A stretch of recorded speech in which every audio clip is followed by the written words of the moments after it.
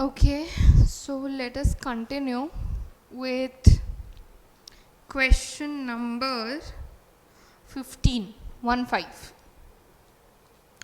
Consider a uniform electric field E bar is equal to 3 into 10 to the power 3 I cap Newton per Coulomb.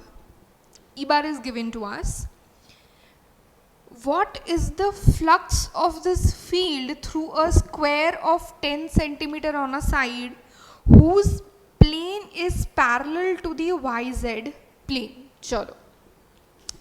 We want to find out flux, and to find out flux, one thing is given to us. There is a square whose side is given as 10 centimeter, and this square is situated perpendicular to the field क्योंकि field को आई cap में दिखाया मतलब वो x direction में है. And there is one more given thing in the question is ये जो स्क्वायर है उसका साइड का plane it is parallel to the YZ plane. It is parallel to the YZ plane. It is parallel to the YZ plane. That's why I said it is perpendicular to the I cap direction. It is perpendicular to the x-axis, right? तो यहाँ पे कहीं पे कुछ तो ऐसा होना चाहिए, right? जिसका साइड 10 सेंटीमीटर दिया गया है.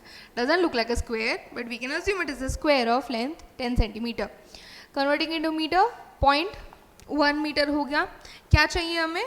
फ्लक्स फाइंड करना है. ओके, फ्लक्स के लिए phi is equal to E dot dA. चलो, E dot dA. Okay, what is dA? What is dA? पहले dA फाइंड कर ले. चलो, let's do this. dA. So that is L square. That will be 0.10 into 0.10. That will be 0.01 meter square. Done. Okay, this will be in which direction? I cap.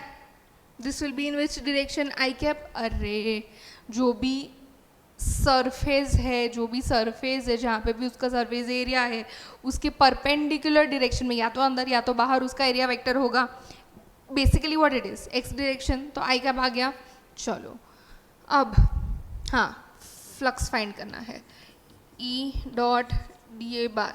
So this will be what 3 into 10 cube into 0.01 into नहीं हो गया खत्म हो गया I cap. अच्छा ये multiplication है, ठीक है.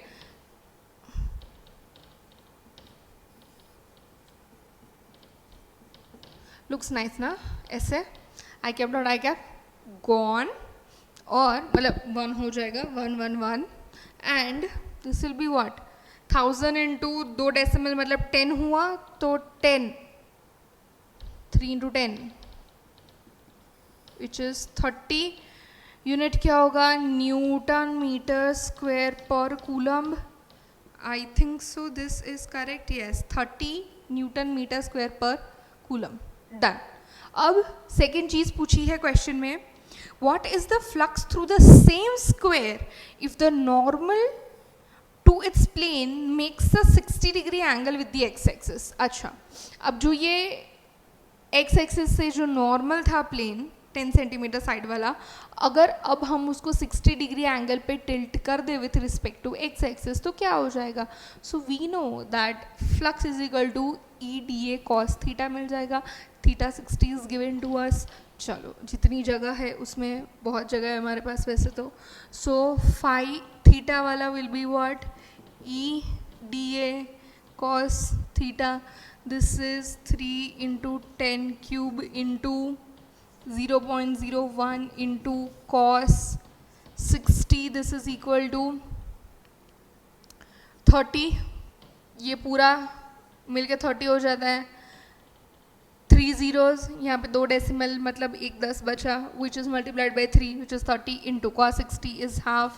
This is 15 Newton meter square per coulomb is the answer. Obviously angle बढ़ता जाएगा परपेंडिकुलर डायरेक्शन से, वैसे वैसे फ्लक्स कम होता जाएगा. That's it. Write down.